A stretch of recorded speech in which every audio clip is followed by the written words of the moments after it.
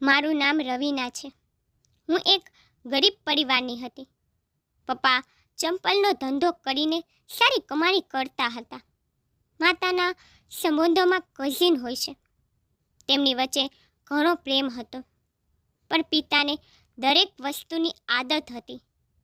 તે કેટલીક વખત માને કહેતા હતા, જે દિવસે તે વિશ્વાસઘાત કર્યો તે દિવસે હું ઝેર ખાઈને મરી જઈશ. મારી માતા એક સારી સ્ત્રી હતી. તે અમને બધાને પ્રેમ કરતી હતી. તેનો એક મું બોલો ભાઈ હતો, જે તેના કરતાં 6 વર્ષ નાનો હતો. તે કહેતી કે આ અનાથ છોકરો હતો. મારી માતાને મળ્યો ત્યારે તે તેને ઘરે લઈને આવી હતી. મારી નાનીએ તેને ઉછેર્યો હતો. ત્યારથી તે અમારા ઘરમાં સભ્યની જેમ રહેતો હતો. તેનું નામ અનિલ હતું. અનિલ કેટલીક વાર માતાને મળવા અમારા ઘરે આવતો અને પછી માતા અને પિતા વચ્ચે ઝઘડો થઈ જતો. અનિલના ગયા પછી પપ્પા કહેતા કે આ તારો મોઢે બોલ્યો ભાઈ, જે મને બિલકુલ ગમતો નથી, તો તેને કહે કે તે આપણા ઘરે ન આવે. મમ્મી જવાબ આપતી કે તે પોતે મને મળવા આવે છે. હું તેને નથી બોલાવતી અને હું ના પણ ન પાડી શકું. તે અનાથ છે, તેનું દિલ તૂટી જશે. અમારા ઘરમાં ઘણી શાંતિ હતી. બસ મમ્મી પપ્પામાં ત્યારે જ ઝઘડો થતો જે દિવસે અનિલ આવ્યો હોય. હું પણ તે છોકરાથી ચીડવા લાગી હતી. તે દિવસોમાં હું 9મા ધોરણમાં ભણતી હતી. એક દિવસ મમ્મી અને પપ્પા વચ્ચે ઘણી લડાઈ થઈ હતી. પિતાએ અનિલને ઘરે આવવાની ના પાડી દીધી હતી. તેને મમ્મીને પણ કહ્યું હતું કે આજ પછી તું તેને મળીશ નહીં. હા, તારી માતાએ તેને ઉછેર્યો હતો, પરંતુ તેના લોહીના સંબંધથી મારા બાળકો સાથે તેનું કાંઈ લેવા દેવાનું નથી. હું મારા ઘરમાં તેને સહન કરી શકતો નથી, કારણ કે મારી દીકરીઓ હવે મોટી થઈ રહી છે. મમ્મી થોડા દિવસ પપ્પાથી નારાજ રહી, પરંતુ થોડા દિવસો પછી પપ્પાએ તેમને સમજાવ્યું. તેને કહ્યું, જુઓ, હું તારી દરેક ઈચ્છા પૂરી કરું છું. શું તું મારી એક ઈચ્છા પૂરી નહીં કરી શકે? અનિલ સાથેનો સંબંધ તોડી નાખ. મારી માતાએ વચન આપ્યું કે તે ઠીક છે, તમારી ખુશી માટે હું આ બલિદાન આપીશ અને મારા ભાઈને ફરીથી મળીશ નહીં. વાસ્તવમાં નાના નાની મૃત્યુ પામ્યા હતા. આ કારણોસર અનિલ માતા પાસે આવતો હતો. તે પણ તેને પસંદ કરતી હતી. પિતાના આગ્રહ પર માએ અનિલને ઘરે આવવાની ના પાડી દીધી. આ વાતને ઘણા વર્ષો વીતી ગયા. અનિલ ફરી અમારા ઘરે આવ્યો ન હતો. એક દિવસ માની તબિયત ખરાબ થઈ ગઈ. તે દવા લેવા ગઈ ત્યારે રસ્તામાં તેને અનિલ મળ્યો. બંને ગલીમાં ઊભા રહીને વાતો કરવા લાગ્યા. આમ તે જ સમયે પપ્પા ત્યાંથી પસાર થઈ રહ્યા હતા. અનિલને મા સાથે વાત કરતા જોઈ લીધા. ઘરે આવ્યા પછી પપ્પાએ માને કંઈ કહ્યું નહીં અને ન તો ઝઘડો કર્યો. એટલું જ કહ્યું કે તે મને વચન આપ્યું હતું કે હું અનિલ સાથે સંબંધ નહીં રાખું, પણ તું હજી પણ તેને મળશ ને. અનિલ, અને કોણ જાણે કેટલા સમયથી તું મને દગો આપી રહી છો. હવે મારે જીવવાનો કોઈ અર્થ નથી. રાત્રે જ્યારે તે સૂતા ત્યારે ભગવાન જાણે તેને શું ખાધું, જેથી તે સવારે પથારીમાંથી ઉઠી ન શક્યા અને તે જીવનની રમતમાં હારી ગયા. અમારા ઘરમાં હોબાળો મચી ગયો. મા રડી રડીને કહેવા લાગી કે મને રસ્તામાં ભાઈ અનિલ મળ્યો હતો. મેં તેને બોલાવ્યો ન હતો. મને ખબર હોત કે આ બધું થવાનું છે તો હું દવા લેવા ક્યારેય ન જાત અને ન તો અનિલને શેરીમાં મળત. મારી માતાના લગ્ન બહુ નાની ઉંમરમાં જ થઈ ગયા હતા. તે હજુ યુવાન હતી અને દેખાવમાં ખૂબ જ સુંદર હતી. જો તે ઈચ્છે તો તે બીજી વાર લગ્ન કરી શકતી હતી, પરંતુ તેને તેના બાળકો માટે બીજા લગ્ન કરવાનું ન વિચાર્યું. કાકાએ એમ પણ કહ્યું કે બાળકો માટે તું ઘરે રહે તો હું તેમનો ખર્ચ આપીશ અને બાળકોને કોઈ પણ વસ્તુની કમી નહીં થવા દઉં. કાકાએ પોતાનું વચન પૂરું કર્યું. તે ખર્ચા ચૂકવતા રહ્યા અને અમને કોઈ સમસ્યાનો સામનો ન થવા દીધો. પિતાના અવસાનના 1 વર્ષ પછી અનિલ ફરીથી અમારા ઘરે આવવા લાગ્યો. વાસ્તવમાં તે મમ્મીને બહેન કહીને બોલાવતો હતો. તેમ છતાં હું તેને મામા કહેતી ન હતી, કારણ કે હું તેને નફરત કરતી હતી. એ માણસને કારણે મારા પિતાનું અવસાન થયું હતું. હવે હું નહોતી ઈચ્છતી કે તે અમારા ઘરે આવે. કાકા મારા લગ્ન તેના પુત્ર સાથે કરાવવા માંગતા હતા, પરંતુ માં સંમત થવા માંગતી ન હતી. તે કહેતી હતી કે જરૂર નાની છોકરીને લઈ લો, પણ રવીનાના લગ્ન મારી ઈચ્છા પ્રમાણે જ કરીશ. આ વાત પર કાકા ગુસ્સે થયા અને અમને ખર્ચ પર આપવાનું બંધ કરી દીધું. અને સારું કમાતો હતો. તે માતાને પૈસાથી મદદ કરવા લાગ્યો. એક દિવસ માએ કહ્યું કે હું તારા લગ્ન અનિલ સાથે કરાવવા માંગુ છું. મને તેના પર વિશ્વાસ છે કે આનાથી સારો સંબંધ તને બીજે ક્યાંય નહીં મળે, કારણ કે તારા કાકાએ આપણો ખર્ચ ચૂકવવાની ના પાડી દીધી. હવે આપણને બીજું કોણ સાથ આપશે? મેં જવાબ આપ્યો, માં, હું તે માણસથી નફરત કરું છું. તારા પિતાને તેમના વિશે ખોટી શંકા હતી. તે સારો છોકરો છે. તારા પિતાને આ આઘાતથી હાર્ટ એટેક આવ્યો હતો. કોઈએ તેને મારી નાખ્યા નથી. તેની શંકાએ તેનો જીવ લઈ લીધો. એ ગમે તે હોય માં, પણ આઘાત તે વાતનો જ આવ્યો હતો. હું આ કેવી રીતે ભૂલી શકું? મેં અનિલને મનાવી લીધો છે. દીકરી, તું મારી દીકરી છે અને હું તેને મારા દીકરાની સમાન માનું છું. તારા નાના નાની આ દુનિયા છોડીને ચાલ્યા ગયા છે અને અનિલ સિવાય હવે આ દુનિયામાં મારો કોઈ સહાનુભૂતિ ધરાવનાર નથી. તે મને ક્યારેય દગો નહીં આપે. આટલું કહ્યા બાદ માં રડવા લાગી. તેના રડવાના કારણે મેં અનિલ સાથે લગ્ન કરવાની હા પાડી દીધી અને આવી રીતે મારા અને તેના સાથે લગ્ન થઈ ગયા. સમય પસાર થતો ગયો. અનિલે અમારો બધો જ ખર્ચ તેના માથે લઈ લીધો. પછી માને થોડી રાહત થઈ, પણ મને હજી સારું ન લાગતું હતું. મારા દિલે તેને સ્વીકાર્યો નહીં. હું તેની સાથે સારી રીતે વાત પણ કરતી નથી. ગુસ્સાથી જીવન વિતાવતી હતી. જો હું તેની સાથે ન રહેઉં તો હું શું કરત? તે અઠવાડિયામાં 4 દિવસ અમારી સાથે રહેતો હતો. એક દિવસ અનિલે કહ્યું કે તું 2 દિવસ આપણા પાડોશી પાસે જઈને રહો, કારણ કે તે હોસ્પિટલમાં છે અને તેનું સંભાળ રાખવાવાળું ત્યાં કોઈ નથી. તે સમયે માં ઘરે ન હતી. બજારમાંથી સામાન ખરીદવા ગયા હતા. હું શા માટે તમારા પાડોશીઓ સાથે જઈને રહું, જ્યારે હું તેમને લોકોને ઓળખતી પણ નથી? અનિલે કહ્યું, તું નથી જાણતી. મને તો ખબર છે. જલ્દી કર, તૈયાર થઈ જા. મારે તેની સાથે હોસ્પિટલમાં જવાની ફરજ પડી અને તે મને એક વોર્ડમાં મૂકીને પાછો ચાલ્યો ગયો.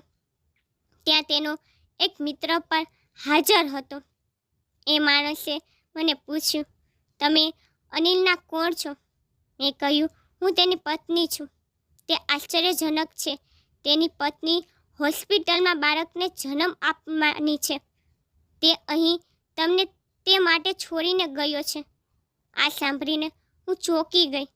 જ્યારે તે માણસ આમ તેમ થયો તો હું હોસ્પિટલ છોડીને ઘરે પાછી આવી. જ્યારે હું દરવાજા પાસે પહોંચી ત્યારે અનિલ મા સાથે કંઈક વાત કરી રહ્યો હતો. હું ધ્યાનથી સાંભળવા લાગી. મા કહેતી હતી, આખી જિંદગી મેં એને ક્યારેય એકલી ક્યાંય જવા દીધી નથી.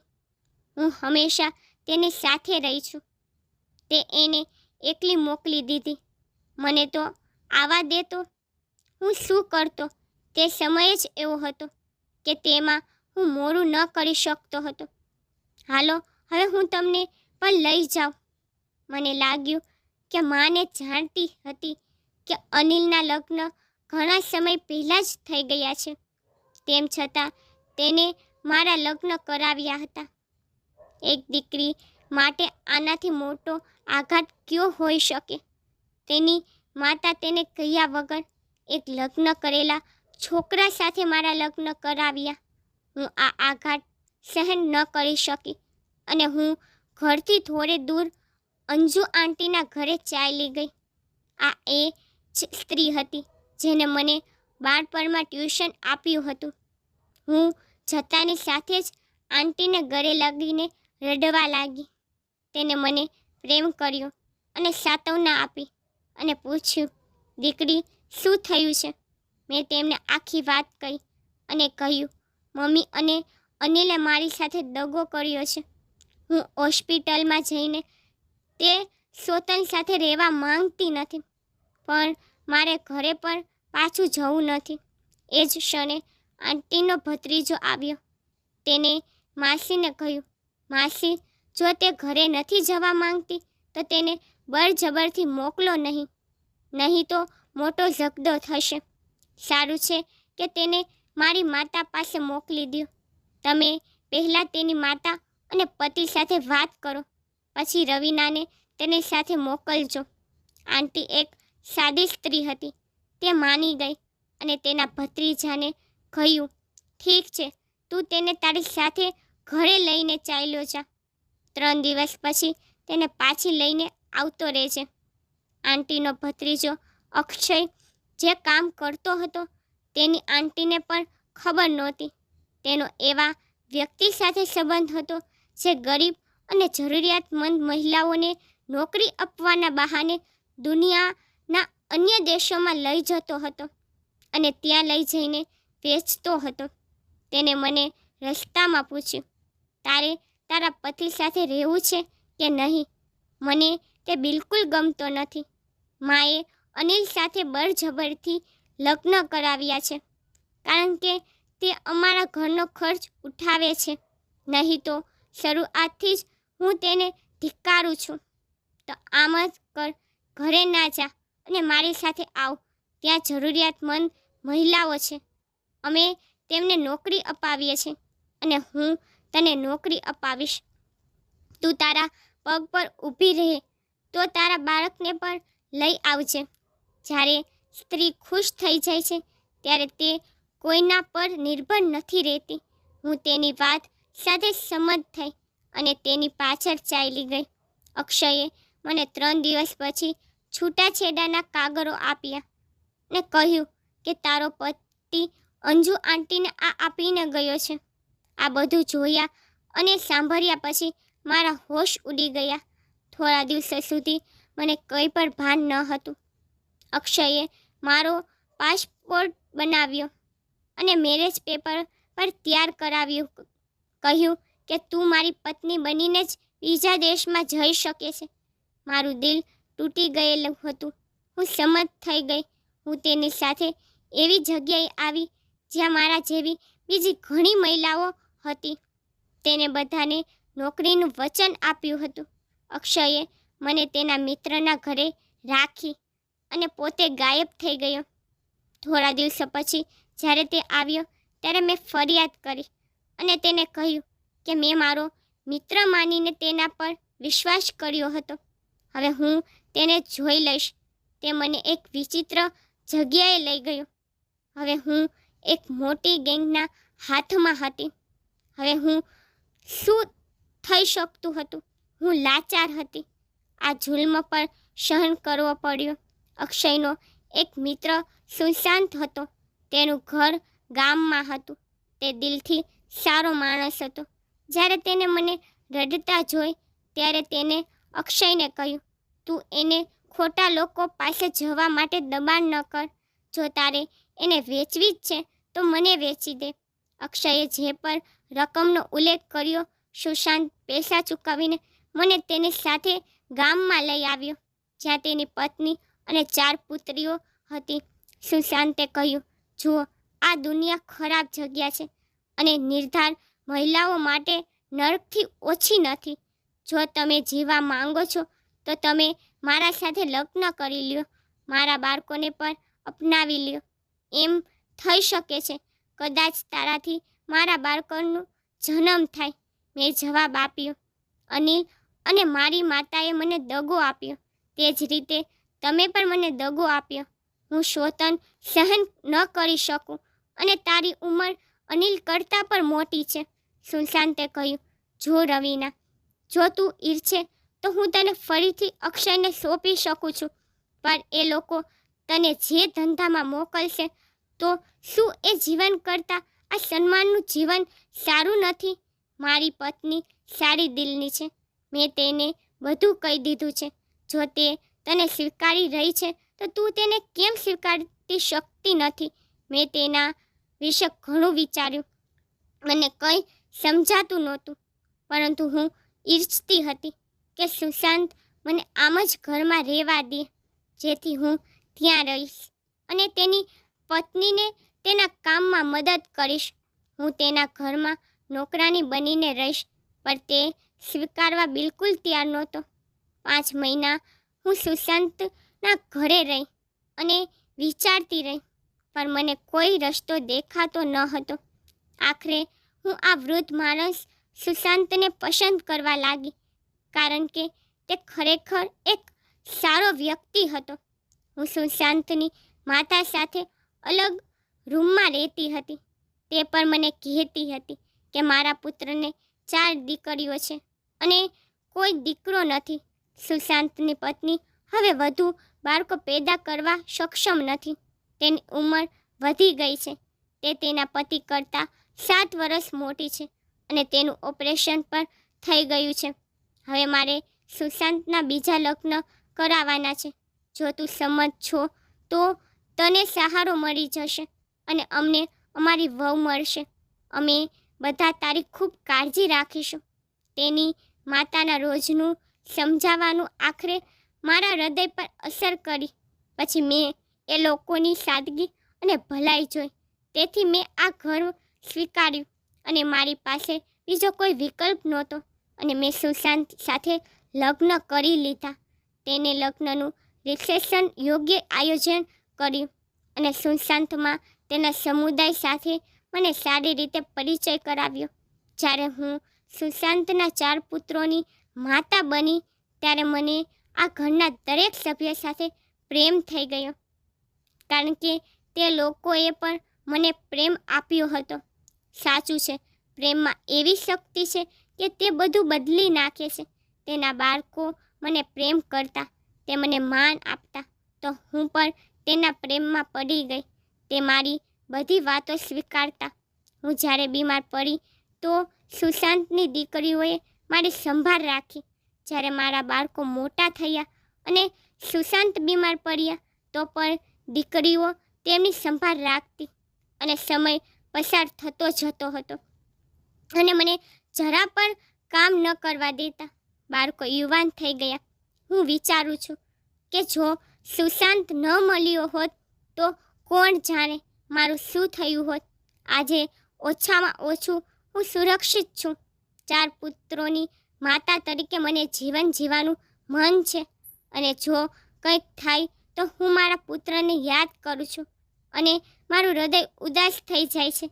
તે જ્યાં છે ત્યાં ખુશ રહે અને તે ભૂલથી પણ મને યાદ ન કરે, નહીં તો જાણે તેની યાદ મને દુઃખી કરે છે અને મારી યાદ પણ તેને ઉદાસ કરી દેશે. બધા દિવસો આમ જ વીતતા ગયા અને એક દિવસ એવી ઘટના બની જે મેં ધાર્યું ન હતું. અનિલ અને મારો પુત્ર મારી શોધમાં આ વિસ્તારમાં આવી ગયા હતા. અંજુ આંટીએ તેને બધું સાચું કહી દીધું હતું. તેના કારણે તે અક્ષયથી મળ્યો હતો, કારણ કે તે દિવસોમાં અક્ષય કેન્સરથી પીડિત હતો. એ સાચું છે કે જે માણસ કોઈનું ખરાબ કરે છે, ભગવાન તેને આ દુનિયામાં સજા આપે છે. અક્ષય તેના જીવનની અંતિમ ક્ષણો ખૂબ જ મુશ્કેલીથી સાથે પસાર કરી રહ્યો હતો, પણ ભગવાનની ઈચ્છા હતી કે મારે મારા પુત્ર સાથે મળવા હતા. તેથી મરતા પહેલાં અક્ષયે મારા પુત્રને બધું જ સાચું કહ્યું, જેથી મારો પુત્ર મને શોધતો શોધતો અહીં સુધી આવ્યો. મારા પુત્રને મારી સામે જોઈને હું આશ્ચર્યચકિત થઈ ગઈ. ખુશીથી મારી આંખોમાંથી આંસુ વહેવા લાગ્યા. લાંબા સમય સુધી તેને ગળે લગાવીને હું રડતી રહી. ભગવાનને મારા ખોવાયેલો પુત્ર સાથે મને ફરી મલાવી દીધી હતી. હું ભગવાનનો જેટલો આભાર માનું તેટલો ઓછો હતો. પરંતુ તેમને મળ્યા પછી મને એવું સત્ય જાણવા મળ્યું, જે જાણ્યા પછી હું હંમેશા કહું છું કે મારો પુત્ર મને ક્યારેય ન મળ્યો હોત અને આ ભયંકર સત્ય મને ક્યારેય ખબર ન પડી હોત. મારા પુત્રએ કહ્યું કે તમે ગયા પછી ત્યારે પિતાની પહેલી પત્ની પર મરી ગઈ હતી. બાળકને જન્મ આપ્યા બાદ તેનું મૃત્યુ થયું હતું. બાળક પર થોડા દિવસ જીવતું રહ્યું, પછી તેનું પણ મૃત્યુ થઈ ગયું. પપ્પા અને નાની એ તમને ખૂબ શોધ્યા, પણ તમારો કોઈ પતો લાગ્યો ન હતો. મેં તેને કહ્યું કે તારા પિતાએ મને છૂટાછેડાના કાગળ મોકલ્યા હતા.